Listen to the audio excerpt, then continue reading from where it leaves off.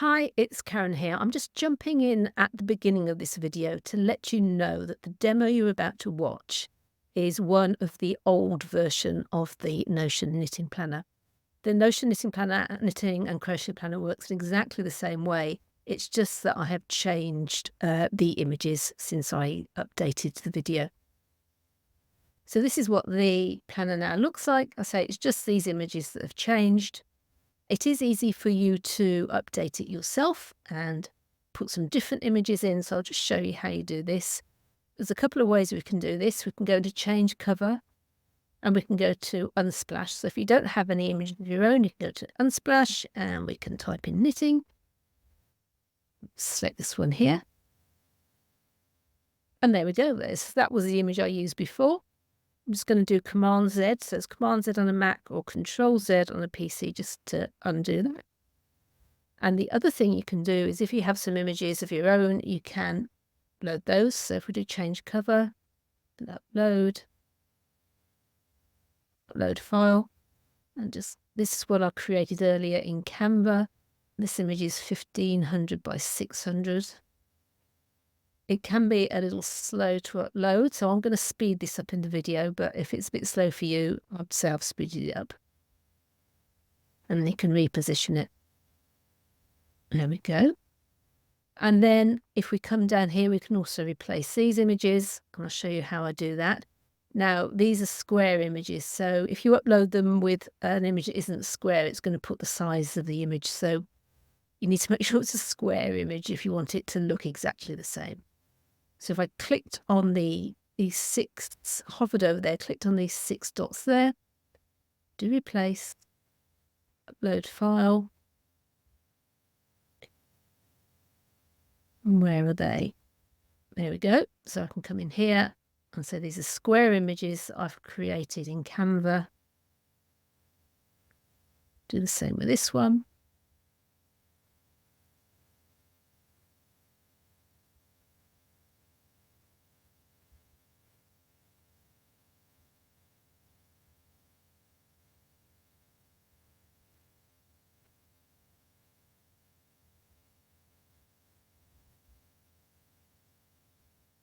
And there we are. And you can change the color of this background if you want to. Again, if we come up to these 6 dots and go to color and then black background, I'm just going to change it to blue. And there we go. So it's just maybe goes a bit better with my blue theme there. Right, I'm just going to undo all of that so I can get back to the original version. I hope that wasn't too complicated, too quick. Any questions, please let me know. But as I said, just the images I've changed. The rest of the planner works in exactly the same way. I just didn't want to have to re-record the whole video just because the images had changed. Any questions, please let me know. Hi, it's Karen. I am the owner of the Etsy shop Saffron Printables, where I sell a variety of planners, stickers, that sort of thing, both printable and digital. I have quite a few knitting planners in my shop that are very popular. There are some printable ones. I've also created the PDF versions for GoodNotes, Note Shelf, Notability, those sorts of apps. I am a knitter, not a crocheter, so I apologise if I keep saying knitting rather than crochet, but these planners obviously work for either craft. I've been meaning to make a Notion knitting planner for a while. It's taken me a while to get round for it, but I finally have, so this is a walkthrough of the planner. If you have any ideas or feedback for me, please do let me know. Notion is great for this type of planner because it's very editable, so if, like me, you're a knitter, not a crocheter, you could just come here and get rid of that. And I could just put it back in. So you can add fields, you can take fields away, you can rename fields. So that's the great advantage of Notion. Of course, it's free. So I'm just going to walk you through this. So this is the main dashboard. I've tried to keep it fairly simple. These images here are just for aesthetics, but you can delete them if you want to. If you just come up here, click on these dots and you can delete them. You could replace them with your own images. These are the main tables at the top, so the main databases. we've got the Knitting and Crochet Projects, Yarn Stash, the Pattern Library. And down here we've got useful resources, gifts, expenses tracker, a to-do list and a journal. And then this is a work in progress. I thought it'd be quite useful to have a work in progress to remind you of the projects you're currently doing if you've got a few on the go. This is a view of the main Knitting and Crochet Project database, so if you didn't want that, you could easily delete it. Again, come up here and do delete. Make sure you don't delete any of these databases because they're the main ones. I'll just show you the simpler databases first. So we have this one. This is just to store those useful tips and techniques or classes that you have.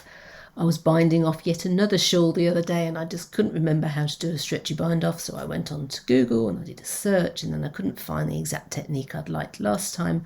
So this is just a way of keeping track of YouTube videos or podcasts, whatever that you enjoy using. You can just simply paste the link in there. I'll just click on that and just, there we go.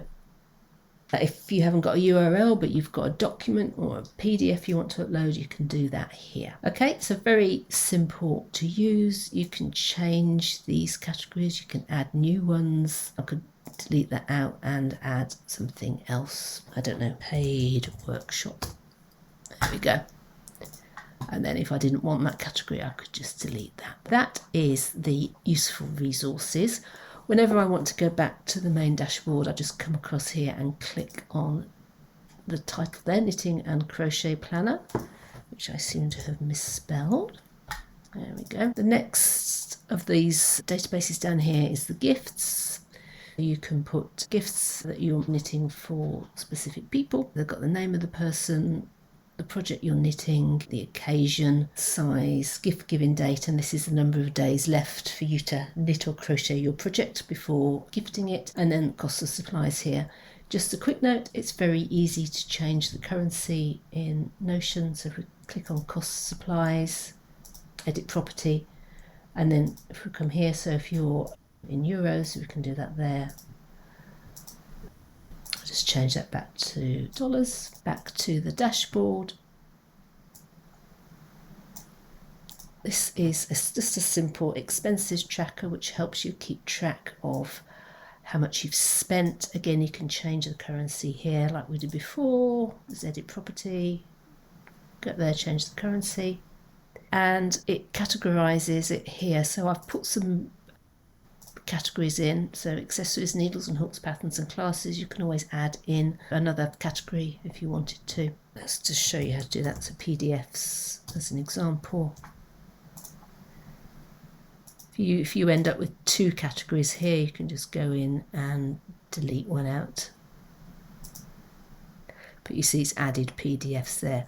This database here is the sum of what you've purchase for each category. So for here we've got yarn $8.99, $5.99, £2.50 to $2.50, $2.50, and that adds up to $19.98. So that's just a summary of what you spent in each category. Okay, just a simple expenses database. Then we have the to-do list. I think every planner needs a to-do list, and again this is a very simple to-do list. You can add a new task, so let's do task 4. You can set the priority. You can use one of these or you can create your own priority. There we go, lowish. You can delete them any out that you want, and then again with the type here you can, I've got business, personal, knitting. If it was crochet, we could do that. So again, you can delete any of these out and add new ones in. I've put the deadline there, so it's just when the task needs to be completed. So you can come in here and select the date. When you have completed it, you can come here and click done, and it disappears off this list and it appears in this one, and this is recently completed tasks. So those tasks that are completed in the last week. The reason I've done it this way is if you accidentally mark a task as complete when it isn't, it sort of disappears out of this table and you think, oh, where is it? If we come down here and click it, it appears back in this task. If you do want to find some tasks, the other way to do it is come up to filter, and you see it's only showing the unchecked ones, so you can always change that there. Now it's showing all of the tasks in there. Let's change that to unchecked. Now they've disappeared. Come back here and they've reappeared. Just a simple to-do list. And then again, a simple journal. We just got a page per day or a page per subject. So if we just come here and do add new, let's say gratitude day 1. If I come in here and edit it so that opens inside peaks, I'll just hit this little pencil here. I can add a tag, gratitude, and then you could write in there, today I am grateful for. And then if you just wanted to see those your gratitude journals, you could just come in here and click gratitude, and then that's just showing all the gratitude ones. Just get rid of that. If you wanted to actually put the dates, I'll put the dates in here. If I do at day, then that creates today's date. So this is one I created yesterday, and then tomorrow this will be showing as yesterday, and then as you go further and further back it'll show it as the date. Or you could add it as a date. So if you just say to October, and if I just come in here and edit it and click on that, you can select a date like that. Okay, so it's just a simple journal which you can use in any way that you like, and sort and filter. We'll come back to the dashboard, and we've gone through these simpler databases here, and I'm going to look at these, the knitting and crochet ones. So we have one here which is knitting and crochet projects. You can see I've added a few examples in already. There are 2 views. This is the details view, so this is all of the fields in the database, and then we have the photo view there. You can customize this to look different. So if we come up here, so these 3 dots, and then if we do layout, you can change the size of them. The way Notion works, it gives you this sort of landscape size. I think it's a bit nicer to have it shown as, so you click fit image and it fits the whole image in there.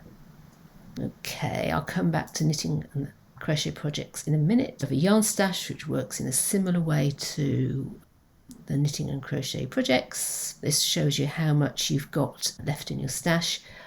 What I suggest you do with the yarn stash is actually, if you've got, say, Rios in lots of different colours, what I suggest you do is create an entry for each colour, because then you can see how much you've got left of each colour. So that's my suggestion there, and that's why these photos aren't right. I didn't have these photos to hand, but that's what I've done there. So I've got a Rios sunset, a Rios nibbler, so that's my suggestion, is you create one for each colour. And then we come back here, and if we go to pattern library, and this shows you all the patterns you've got, and you can sort this different ways. So it might be a pattern that you've not purchased but you want to do, or one that you've purchased. So you could look at, those are in progress, complete. What would you do if you were just setting up to start with? I'm just going to walk you through how I would create a knitting project. And the way I would do this is actually start with a pattern. If you come to your pattern library, and you can add a new one from up here or from here. So I'm going to do it from there. I'm just going to maximize this. When you click on new, it opens this pattern template. And then we come down here and you've got photos. So these are just placeholder photos which you can go in and change. And here you can write notes. Let's just walk you through creating a night shift shawl. Got status, I'm going to say purchased. Designer is, you can add a designer here if they're not already in the list, or you can choose an existing one that's in the list there. Category, again, you can add a category in. and that's added in the category. I'm actually going to delete that out because it's not a bobble hat, it's a shawl, which I have down here. Craft is knitting. Obviously you can add in any other crafts that you might be doing, embroidery for example. This links through to another database, so whenever you see this arrow here, it's linking to another database. It's recommended 5mm, and we have the different sizes here. So we've got 5mm, we've got the US needle size, and we've got the hook size if you're a crocheter. Recommended yarn, so for, again, you can add what, if the yarn's not here, you can add it. So I'm just going to add that one. Yarn weight, again this links to another table, Aaron, and again you can add your own in if you want to. Now let me just go and look at the project. So it used 823 meters, and that is 900. This is a text field, so you can write whatever you want in there. And then we'll have a link. I've just done a copy from the website. I'll just paste that in. If you already own the pattern, you could upload it. I don't have the pattern to hand, so I'll just load this PDF here just to show you how it's done. There we go. And then whenever you click on that, it's going to open it in a browser. So this is where you would add the actual projects that you've done. If you've started or completed the projects, that's where you'd add that, but we won't do that just now. And again, pattern cost, and you can edit that if you wanted to change the currency. So you would just click on these dots here, edit property, and change the currency there. Pattern rating, there we go. So you can just select 1 to 5, do again, yes, size, and again size. I haven't put a list of sizes to choose from in there because there's so many different types of sizes, but once you put a size in, it's going to remember it. So, I don't know, US size 6. If we click on there, you see it's remembered that there. And you can add a photo. So, the way you would do this is click on this placeholder photo here. Replace, upload.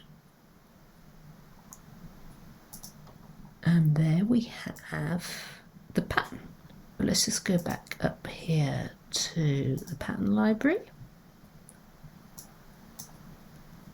And there we have it. That is the basic pattern. I can see the type of yarn, the weight of yarn. I can see the project. So I could change that there to crochet. If it were a crochet, I could change the yarn weight from there as well. When you're setting up a project, the first thing to do is set up the pattern, and then I would go to Knitting and Crochet Projects, and I would add new. Let's say it's something I've finished, pattern. Now you see this is the one we've just added, so I'll just click on that. And it automatically puts knitting in, made for Auntie Phyllis. If it was someone new, you could add that in. This adds it to the gifts database. Just delete these. You can put your start date and an end date. That would be good, wouldn't it, if you could knit it in a day. I've done it in 10 days before now. Yarn weight, Aaron.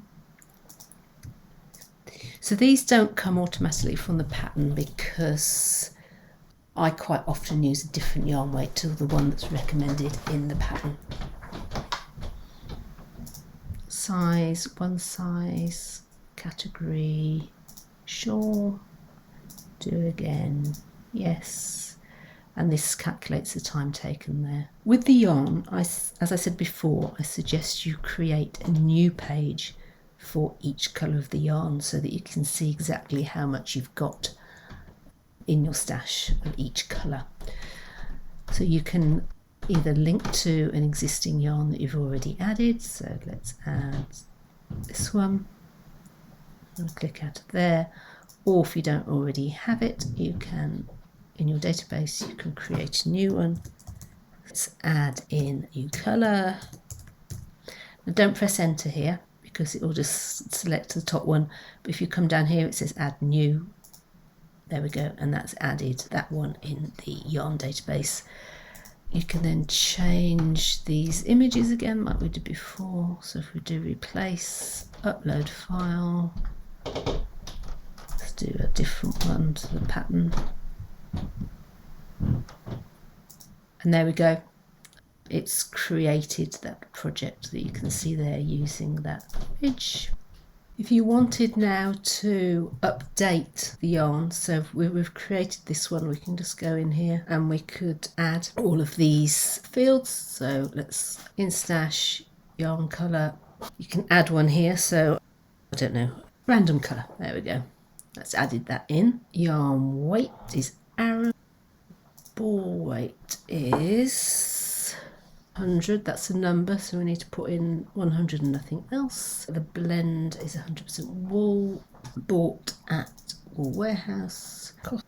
The length is 192 meters, which is 210 yards. The recommended needle size is 4mm or 5mm, so I'm just going to put in that as well. So now I've got 2 there. And how much have I got in my stash? Let's say I've got 3. And you see that now automatically calculates how much you've got in your stash in terms of length, meters and yards. And now if you want to buy that online, we can put the link in there, and then we can put the closest colour. So I don't have green there, so I can add in green, create green, knitting projects. Now I can link to the knitting projects I've used it in, and I can link to the patterns. So if we just go back to yarn stash quickly, you can see this is the one we just added here. You can either update the yarn from the project library, or you can come in here and just add in all the yarns in your stash.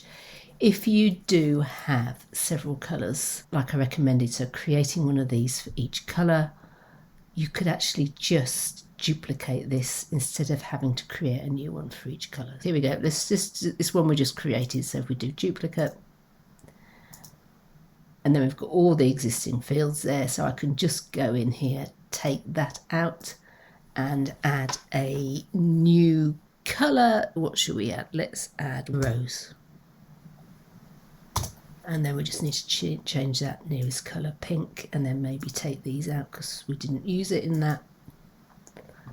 Maybe change the number of balls we've got left. There we go, let's change that. And then we could change the photo. I've got a pink one there. There we are. Click out of that just by clicking on the side here, and we can see exactly how much we've got. So it's a very quick way of updating it if you've got several yarns.